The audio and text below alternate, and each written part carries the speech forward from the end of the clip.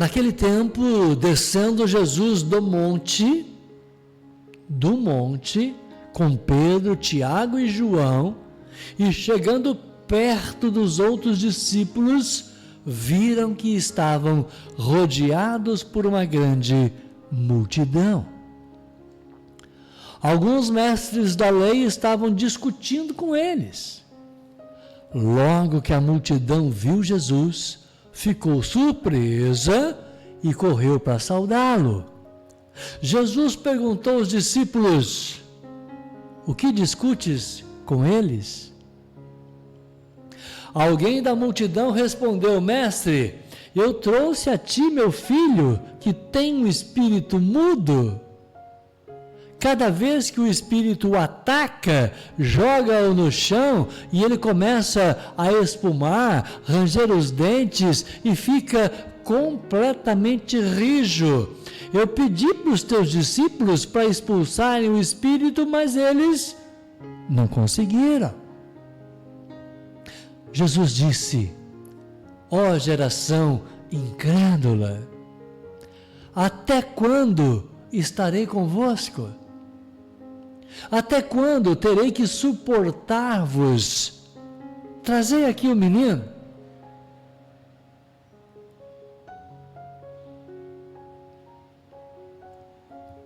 E levaram-lhe o menino. Quando o espírito viu Jesus, sacudiu violentamente o menino, que caiu no chão, e começou a rolar e a espumar pela boca. Jesus perguntou ao pai: desde quando ele está assim? E o pai respondeu: desde criança. E muitas vezes o espírito já o lançou no fogo e na água para matá-lo. Se podes fazer alguma coisa, tem piedade de nós, ajuda-nos.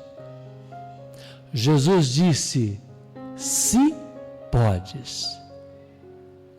Se podes?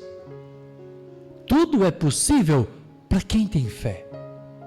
O pai do menino disse em alta voz: eu tenho fé, mas ajuda a minha falta de fé.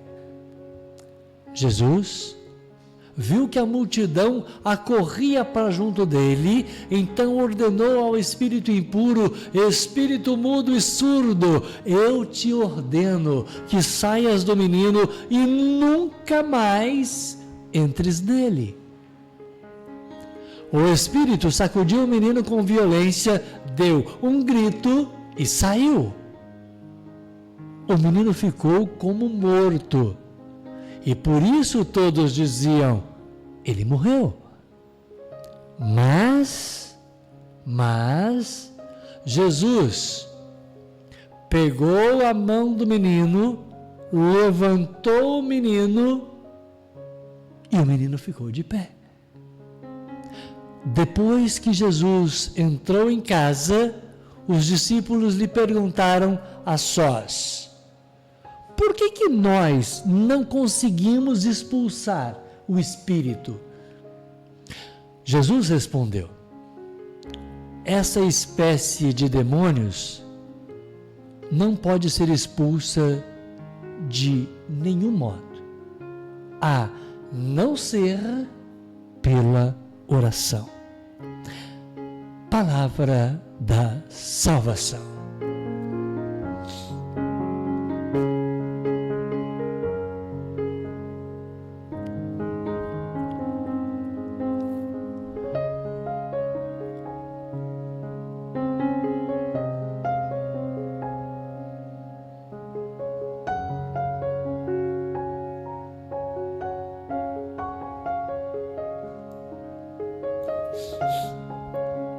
Eu quero, na oração da família de hoje, eu estava buscando o trechinho aqui, é que eu já não estou enxergando muito bem, né? Tem que trocar o óculos. Aí a gente fica emocionado de apresentar, de proclamar o evangelho do dia com a minha audiência. Aí junta a emoção, o choro, né? Junta a emoção do momento, Porque para quem nos acompanhava só pelo rádio, a Silvana está acompanhando só pelo rádio, a Luzia pelo rádio, a Valéria pelo rádio, né? Fazer pelo rádio é isso aqui, ó. Você não está vendo nada, você está só escutando Marquinhos. Mas agora tem o YouTube e o Facebook, né? E daqui a pouco vai ter também o Instagram. Enfim, está uma transmissão multimídia para nossa audiência. O que não nos tira a alegria da palavra. Eu não tenho preocupação. Não sei se deveria ter, mas eu não tenho preocupação com a imagem que a gente vai passar para as pessoas no YouTube. A preocupação minha é passar não uma mensagem visual, mas uma mensagem contextual. Se o cidadão olha só um vídeo e vai embora, ele não entende o espírito da coisa. Se ele só vê a gente emocionado aqui e não entende a história, ele não entende o espírito da coisa. Então, é preciso a gente analisar o evangelho que está aqui, de Marcos 9,14 e seguintes, para que você possa entender a história de hoje. E num mundo tão descartável, as pessoas não têm tempo para ler o evangelho grandão desse jeito, não, gente. A gente começa a proclamar o evangelho e o pessoal vai embora. Que pena que a gente não tem tempo para ouvir a palavra de Jesus. As palavras do Santo Evangelho nos dão direcionamento. O que é ser cristão? Ser cristão é seguir Cristo, simples assim. Agora, como eu quero seguir Cristo se eu não sei o que Ele está falando para mim? Entendeu? Então, ser cristão, no meu entendimento de radialista, eu não sou pastor, não sou padre, não sou teólogo, não sou nada. Eu sou radialista. Então, eu entendo que ser cristão é seguir Cristo. Ser cristão é ter o comportamento de Cristo, é pensar como Cristo. Portanto, o Evangelho é a oportunidade que eu tenho de conhecer Cristo. Como é que você vai seguir alguém que você não conhece? Não tem jeito. Como que eu vou conhecer a Cristo? Ouvindo o Evangelho. Marcos 9,14, está aqui do lado. Como que eu quero ter o comportamento de Cristo se eu não conheço a Cristo? Se eu não sei o que Ele fez? Então eu preciso saber da história dele. Então pensa quando você está aí na sua empresa, trabalhando, ralando pra caramba, chegou 7 horas da manhã, bateu o cartão, está lá ralando, e aí você olha do lado, na mesa, não tem os seus colegas de trabalho? Onde estão os teus colegas de trabalho? Cadê o seu chefe? Não, o chefe também não está. Aí pergunta que você faz, só eu que estou aqui ralando pra caramba, cadê o pessoal? Será que ninguém vai trabalhar hoje? Aí daqui a pouco você está assim ralando aí chega os teus colegas de trabalho e o teu chefe dando risada, batendo papo, extrovertido, de bem com a vida. Qual que é a sensação que você vai ter? Caramba, o que eles estão fazendo, hein? Será que eles vão contar para mim o que eles estavam fazendo? Porque eu estou aqui, só eu que trabalho nessa empresa? O resto do mundo, todo mundo fica à toa? Será que eu vou ter uma hora extra aqui, por ficar ralando aqui, o pessoal dando risada aí, sem trabalhar? Então, perguntinha do Evangelho de hoje. Como é o teu comportamento numa hipótese dessa história que eu te contei? Como que você comportaria? Eu sublinhei ali, Os discípulos estão lá, conversando com as pessoas, aquela multidão, todo mundo procurando por Jesus, mas cadê Jesus? Não está lá, Jesus não estava lá com os discípulos. Aí um discípulo olha para o outro assim, cadê Pedro? Não tem Pedro. Mas e Tiago e João? Não tem Tiago e João. Mas aonde que está esse pessoal? Cadê Pedro? Cadê Tiago? Cadê João? Cadê Jesus? Nós estamos aqui sozinhos, ralando, tentando tirar esse bendito desse espírito que não vai embora, meu Deus do céu. Então, o que eles vão fazer? Jesus chega. E o texto é muito legal. Marcos conta a história de maneira muito legal. Aliás, Marcos é o primeiro, né, que escreveu o Evangelho. Eu não sabia disso, fiquei sabendo agora. O padre falou esses dias. Tem alguns evangelhos, né, evangelistas. Marcos foi o primeiro deles, eu não sabia. Aí, eu sei o primeiro versículo de Marcos. O primeiro versículo de Marcos diz: eis que eu envio diante de ti um anjo e ele te mostrará o caminho. Já vou citar esse versículo de novo, para encerrar. Mas o texto que está aqui do lado diz o seguinte, naquele tempo, descendo Jesus do monte,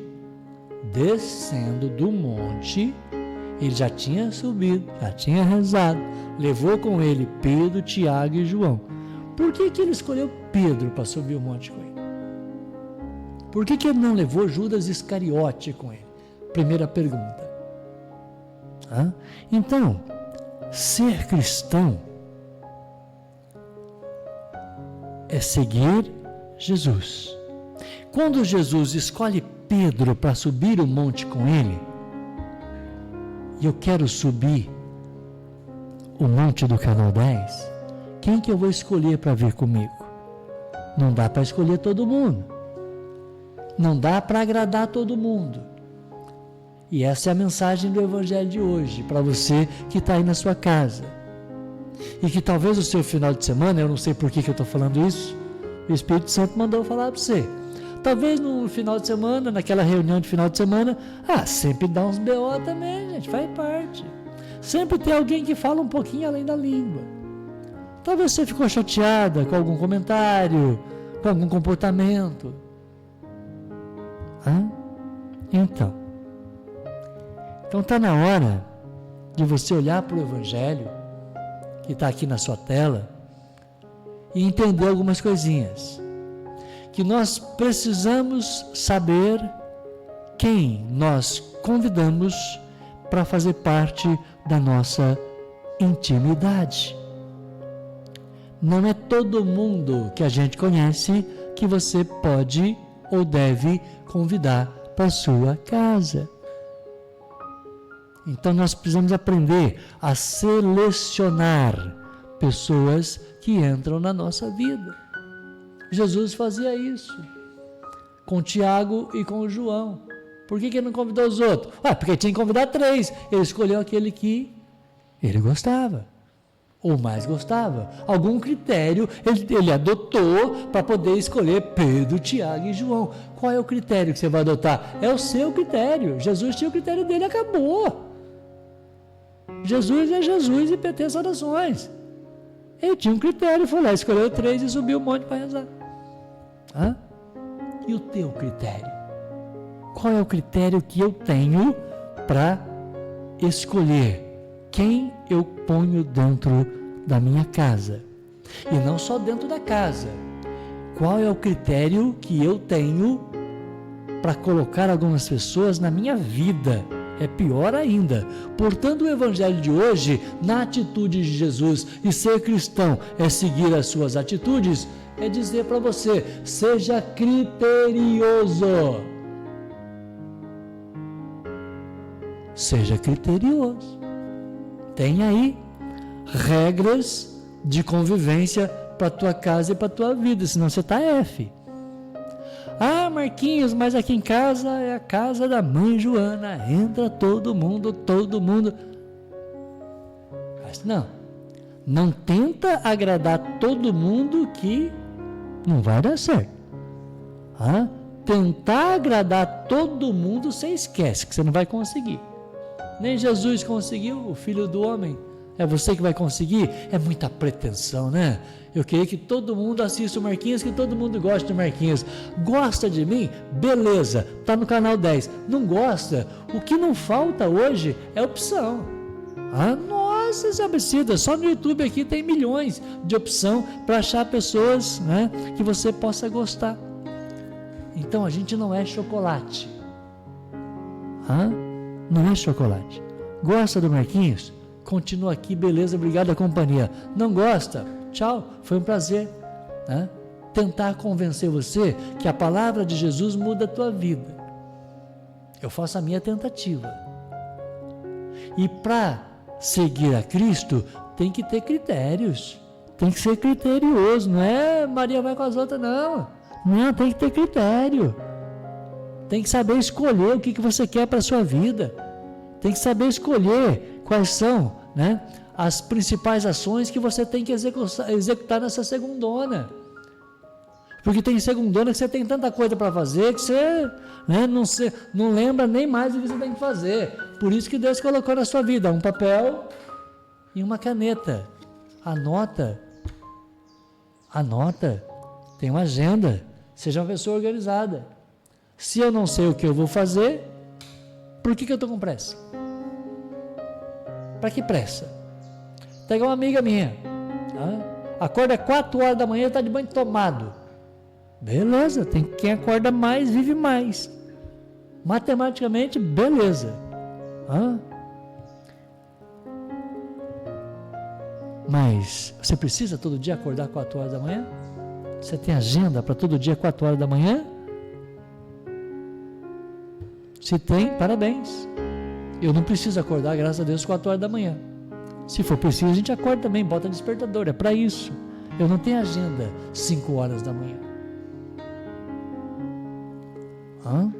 Então não adianta eu correr com os meus afazeres para ficar mais tempo à toa. Distribua o seu tempo. É um outro critério. Há tempo para tudo debaixo do sol. Esse versículo é maravilhoso. Tem tempo para se divertir, tem tempo para conversar com os amigos, para tomar um bom café. Há tempo para tudo. E esse tempo é tempo de oração. Esse tempo é tempo de oração. Marquinhos, mas já são 10h29. Não uso relógio. Detesto relógio. 37 anos de profissão, falando a hora certa, de minuto em minuto, 10h29. O meu compromisso é com a palavra do Senhor. A conta eu pago depois, o café eu tomo depois. O meu primeiro compromisso é fechar o programa falando para você hoje. Cuidado com as tuas relações. Seja criterioso. E olha que eu estou pegando só um detalhe do Evangelho. Não estou falando nem de fé hoje. Eu estou falando de critério. Mas por que os discípulos não expulsaram o demônio? Você viu o que Jesus responde lá no finalzinho? Você viu o que Jesus responde lá no finalzinho do Evangelho? Está na sua tela aí, Aqui, Jesus respondeu. O que ele falou para os discípulos quando eles estavam a sós?